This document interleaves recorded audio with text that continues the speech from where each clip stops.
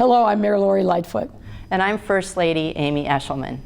Enjoying food, music, and the arts in Grant Park is a Chicago summertime tradition.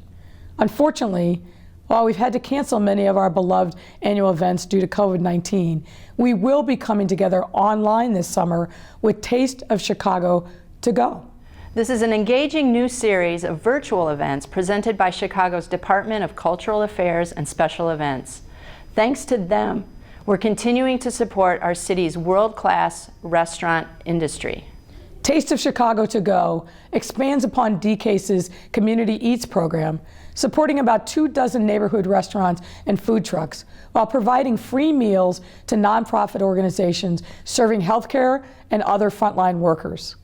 DCASE is promoting Taste of Chicago eateries online, and they've organized a series of virtual cooking demos by local chefs. For the complete Taste of Chicago to Go schedule and more, please visit the Taste of Chicago website at tasteofchicago.us. And please, be well and be safe, Chicago.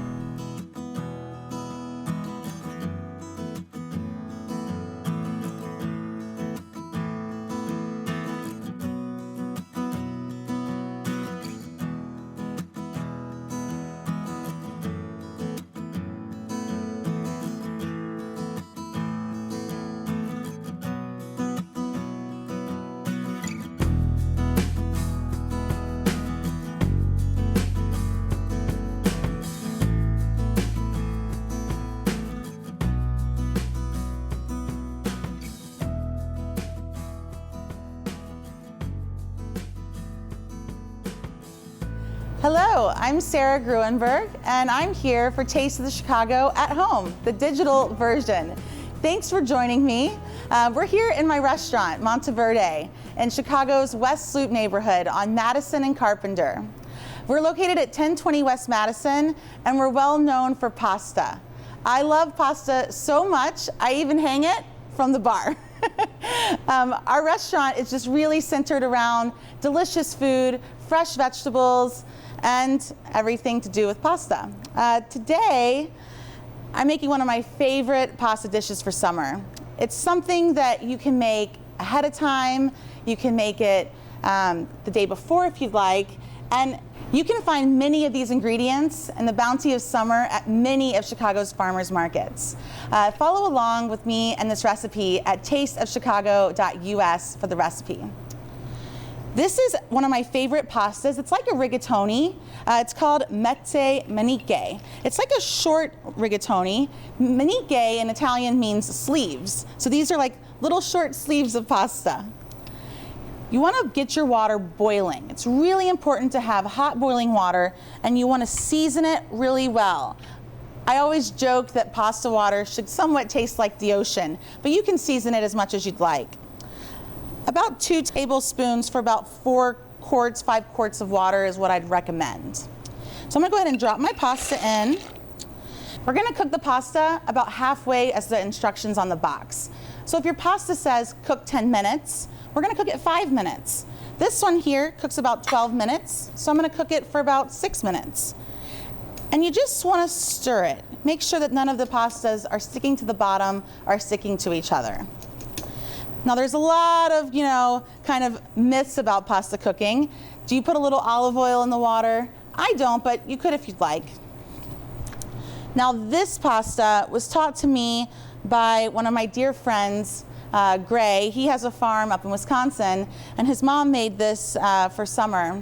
And I've kind of now morphed it into my own Italian version, but it's called pasta fredda, meaning cold pasta, so like a pasta salad, but this pasta salad is a little different than the one that I grew up with.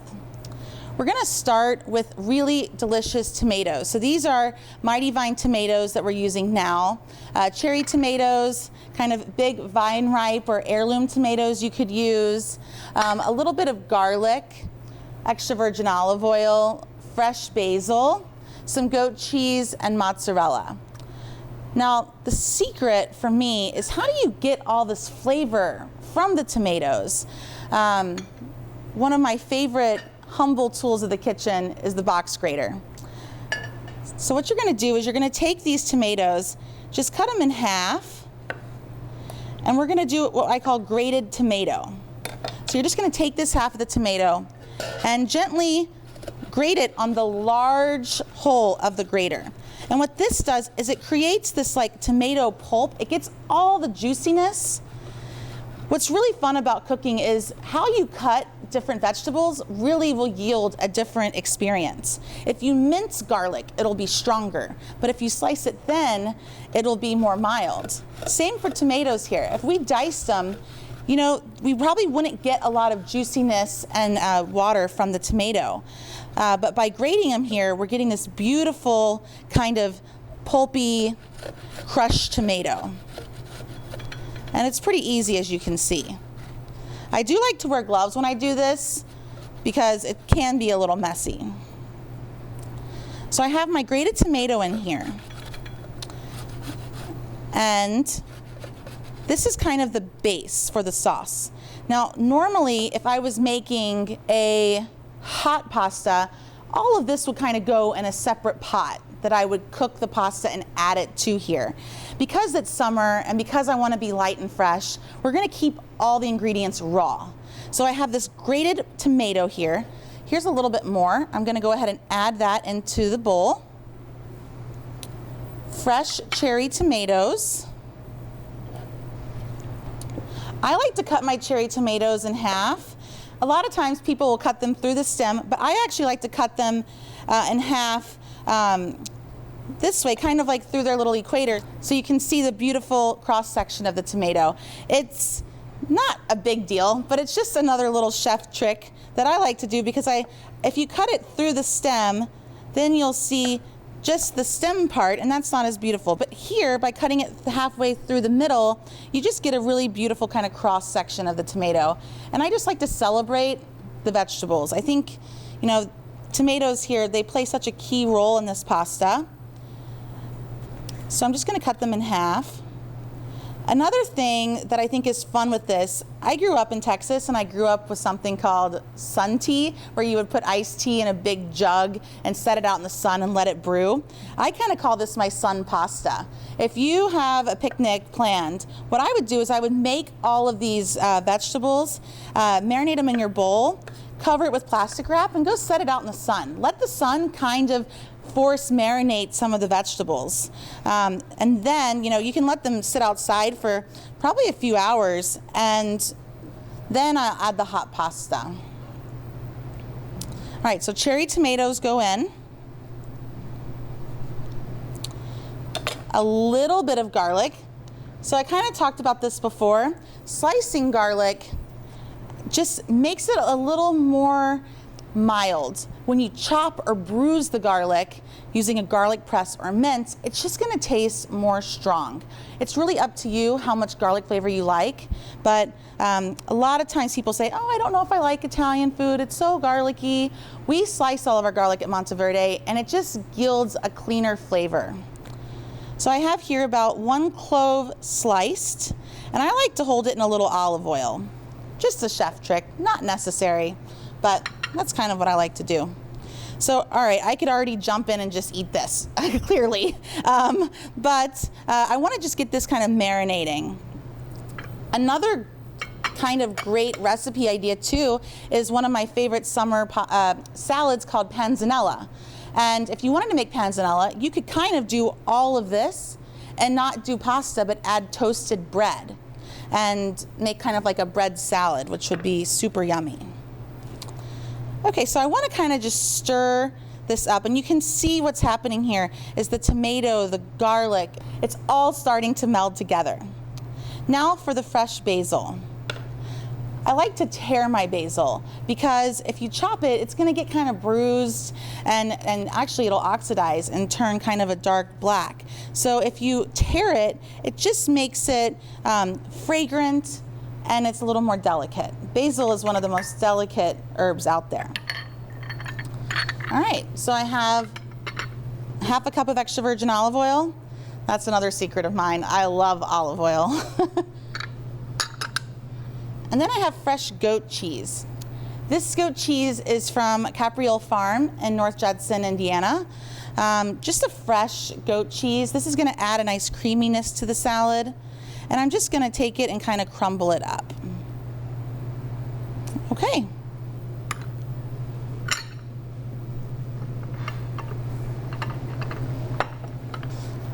All right, so it's been about 6 minutes. I'm gonna check my pasta.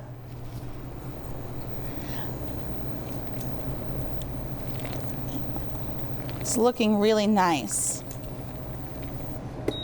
So the easiest way to check pasta is to taste it, of course. Or what I like to do is I'll cut one of the pieces and see if I have any of the white line. So this really thin white line that you can see in the pasta, that's still a little bit of the uncooked pasta, which is truly what al dente is. You want the pasta to be just a little undercooked so it'll have nice texture. All right. So now, my favorite part is putting this hot pasta right into the tomatoes. What's going to happen here is the pasta is going to start to absorb the beautiful tomato flavor, and it'll begin to just lightly cook the tomato slightly, just the heat from the pasta. Oh my gosh, it smells so good.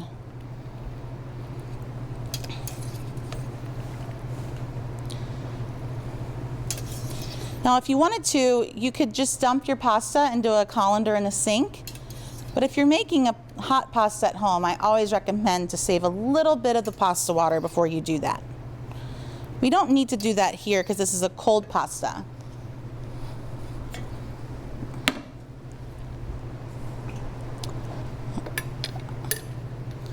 Okay, how are we doing? It smells amazing. Oh my gosh, look at this. So what happens now is the pasta is going to start to absorb this tomato, slightly melt that delicious goat cheese, which is going to kind of make a slight creaminess. That's why I like to use the fresh chev, because it's going to melt really beautifully into this pasta. Oh my gosh. Now you could eat this just like this if you wanted to. But one of my favorite other summer pasta sauces is a fresh pesto. So as I let this marinate, I'm going to show you my tricks for my favorite pesto. This one is called a summer herb pesto. I use basil, fresh mint, and parsley. And if anyone grows any of these at home, you know mint will take over your entire garden if you let it. So you could use straight mint, you could use only basil if you'd like. You could use, the parsley is really for color, but basil, mint, parsley together is a great mix of herbs. So I have my trusty food processor. For the pesto, I have a little bit of garlic, some sea salt, and I like a coarse sea salt because the coarse sea salt is going to kind of bruise the herbs a little bit. Grated Parmesan and grated Pecorino Romano. These are the two best cheeses from Italy for grating.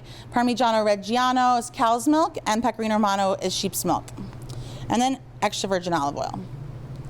So the first step is garlic goes in, the nice pinch of sea salt. And I'm going to put a little oil in the bottom.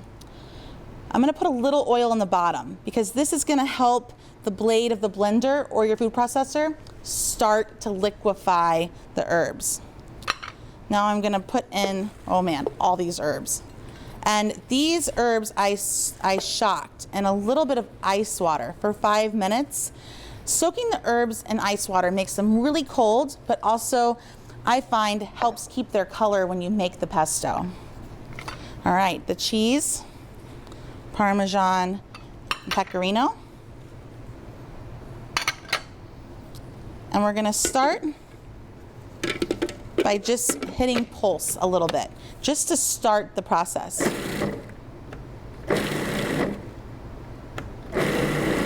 What this is doing is like it's beginning to break down the herbs. Now with the motor running, I'm going to drizzle in the remaining extra virgin olive oil.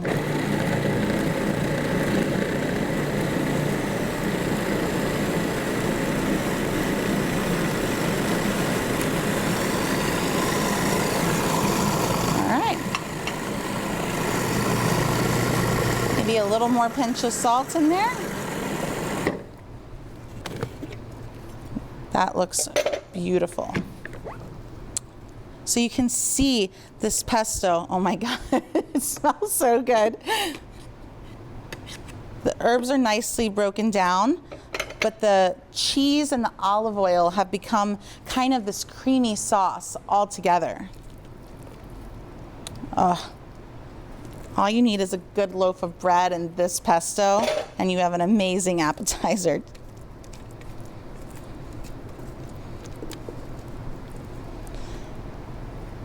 What I love about pesto is this is really just a technique for you to do with any herb, any nut. You can use almonds, pine nuts. This one doesn't have any nuts, but you can add pecans, almonds, pine nuts. I also like to make pesto with sun-dried tomatoes. So delicious. Okay. Give this one nice stir. Okay. Now to garnish. Our pasta is looking amazing. What I love is you can see every piece of pasta is nicely coated, and there's not a lot of liquid in the bottom. That pasta is absorbing as we speak. I have some mozzarella here. I'm gonna just break that up and put a few pieces of mozzarella on top.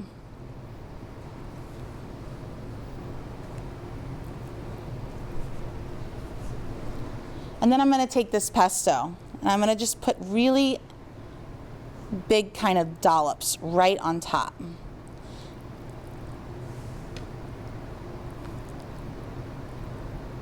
Oh man, that looks amazing. You could stir it in, or what I like to do is just leave it on top until we dig in at the table. For a little texture, I do a toasted breadcrumb. This is just day-old bread that I put in the oven, toss with a little bit of extra virgin olive oil, toast it at 300 degrees for about 30 minutes, and then pulse it in the food processor. Breadcrumb over the top.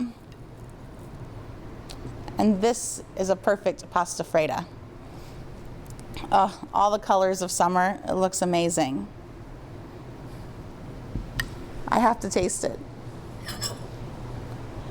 So you can find me in all of my pasta journeys at Chef Sarah Jane on Instagram and at Monteverde Shy on Instagram. Oh my gosh. Yum, yum, yum.